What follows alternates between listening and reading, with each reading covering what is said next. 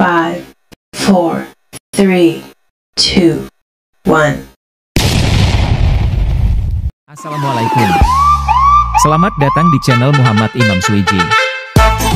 Bismillahirrahmanirrahim. Assalamualaikum warahmatullahi wabarakatuh. Salam sehat, salam sejahtera bagi kita semua. Pada kesempatan kali ini saya ingin berbagi tutorial atau berbagi pengalaman bagaimana cara menyusun pengelolaan kinerja di tahun 2025 ini pada tahap pelaksanaan praktik kinerja. Nah, Bapak Ibu, ini adalah halaman ruang GTK yang akan kita pilih. Kali ini adalah menu pengelolaan kinerja. Kita klik saja menu pengelolaan kinerja ini. Kemudian akan tampil beranda seperti ini. Ini adalah akun saya, akun pengelolaan kinerja saya.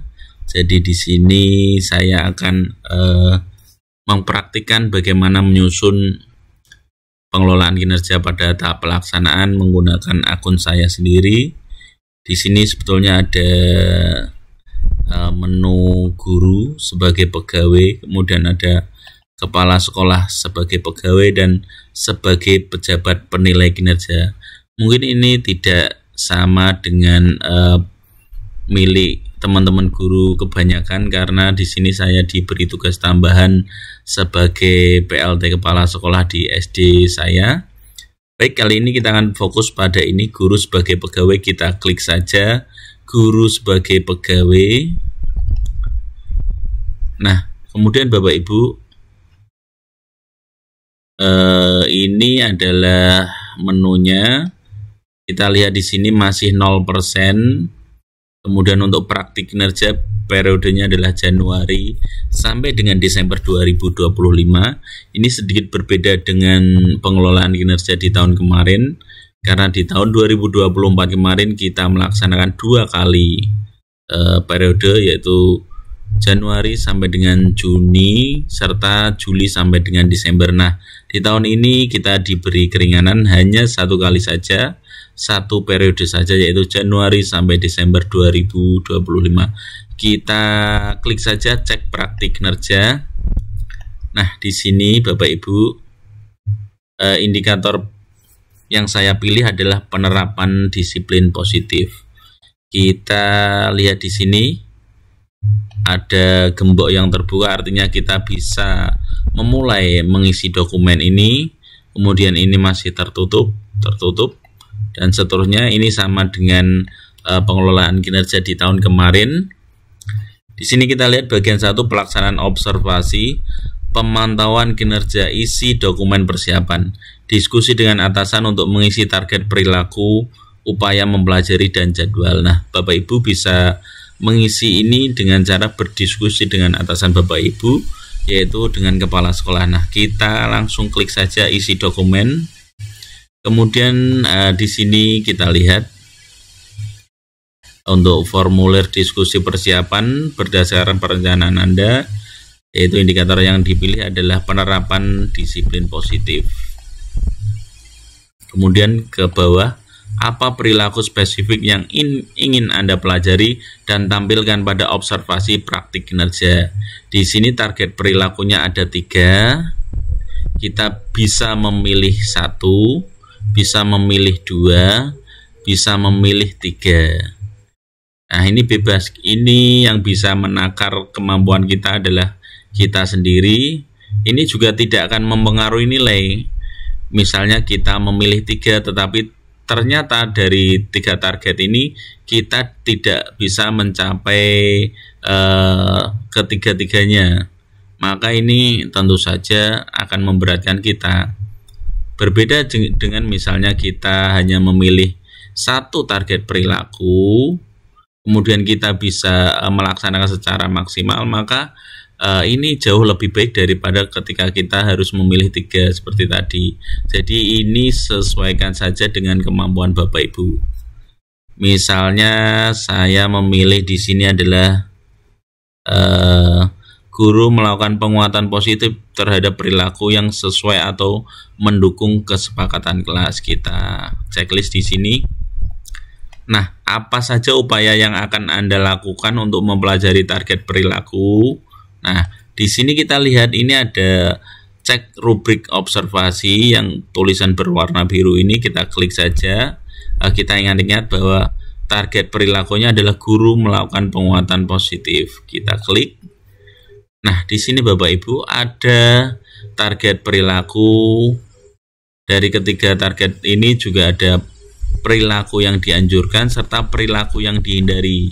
Nah, target perilaku yang saya pilih tadi adalah guru melakukan penguatan positif terhadap perilaku yang sesuai atau mendukung kesepakatan kelas. Nah, untuk mempermudah kita untuk mengisi bagian rumpang tadi, kita salin saja, kemudian kita tempelkan di bagian yang tadi. Kita klik kanan, kemudian kita salin. Setelah itu kita scroll ke bawah dan saya mengerti. Nah, kemudian apa yang kita lakukan? Kita tempelkan saja di sini. Bisa pakai CTRL plus huruf V atau kita klik kanan kemudian kita tempel di sini. Nah, kemudian kita atur-atur saja. Misalnya kita beri angka atau kita beri strip di sini bahwa ada upaya mempelajarinya ada 3, kita pisahkan seperti ini. Kemudian selanjutnya kita akan memilih jadwal observasi praktik kinerja. Nah, tentunya pemilihan tanggal ini harus didiskusikan dengan atasan. Diskusikan dulu dengan atasan ya. Pemilihan ini tidak asal-asalan, tetapi ini sebagai contoh, misalnya dalam minggu ini karena masih sibuk, saya akan memilih tanggal 10 saja. Nah, kemudian Bapak Ibu perlu kita pahami bersama, meskipun ini kita sudah sepakat dengan atasan memilih tanggal 10 Februari 2025, tetapi ini sifatnya fleksibel. Artinya ketika di tanggal ini ternyata salah satu pihak, misalnya kepala sekolah, tidak bisa mendampingi kita ketika pembelajaran, maka kita bisa menggesernya di tanggal sebelum atau setelahnya. Artinya tanggal di sini tidak pakem, akan lebih baik kalau memang sesuai dengan tanggal, tetapi ketika ada kendala ini bisa maju ataupun mundur. Tinggal ada kesepakatan antara kita sebagai yang nantinya diobservasi dengan atasan yang akan mengobservasi kita. Kemudian jenjangnya kita pilih SD, kemudian kelasnya kita sesuaikan dengan kelas kita. Kemudian mata pelajaran yang kita pilih, misalnya di sini saya memilih matematika. Nah, catatan lain ini opsional. Misalnya bisa jam observasi, kita tulis di sini, misalnya ini saya tulis karena ini hari Senin habis upacara, jadi 07.07.35 sampai 08.45.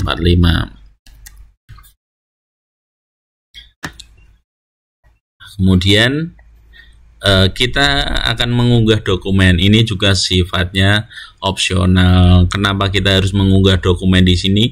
Tentu saja untuk memudahkan nanti atasan atau dalam hal ini kepala sekolah kita untuk melihat perangkat atau modul ajar yang akan kita gunakan dalam pelaksanaan praktik mengajar nanti. Tetapi ketika misalnya kita tidak mengunggah atau lupa mengunggah, tentu saja kita dapat berdiskusi di luar sistem ini. Kita bisa tunjukkan kepada kepala sekolah dokumen yang akan kita gunakan. Maka ini sifatnya opsional, artinya tidak wajib atau hanya pilihan saja, boleh diunggah, boleh tidak. Tetapi kalaupun tidak diunggah, kita tetap harus menunjukkan dokumen RPP atau modul ajar yang akan kita gunakan pada waktu pelaksanaan kegiatan observasi kelas. Misalnya kita unggah saja ini. Nah, di sini ada pilihan, ada unggah dokumen dari laptop maksimal 10 MB, formatnya PDF atau ambil karya. Kita pilih yang atas saja. Kemudian kita akan menuju ke folder yang sudah kita siapkan, yang isinya adalah file modul ajar berbentuk PDF. Kita klik ini, kemudian kita open. Nah, di sini ada tombol cek, ada tombol ubah. Kita cek dulu apakah dokumen yang kita unggah tadi sudah benar sesuai dengan nama kita, atau mungkin justru malah keliru dengan nama orang lain. Nah, ternyata ini sudah benar.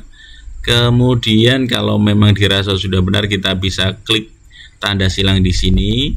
Kalau kita ingin mengubah, cukup ini ditekan saja ubah. Kalau sudah yakin bisa dikumpulkan, kalau belum yakin bisa disimpan di draft. Misalnya kita klik ini, simpan dan keluar. Nah, ini masih bisa diedit. Misalnya kita lain hari kita lanjutkan apa yang sudah kita tulis tadi sudah tersimpan di sini.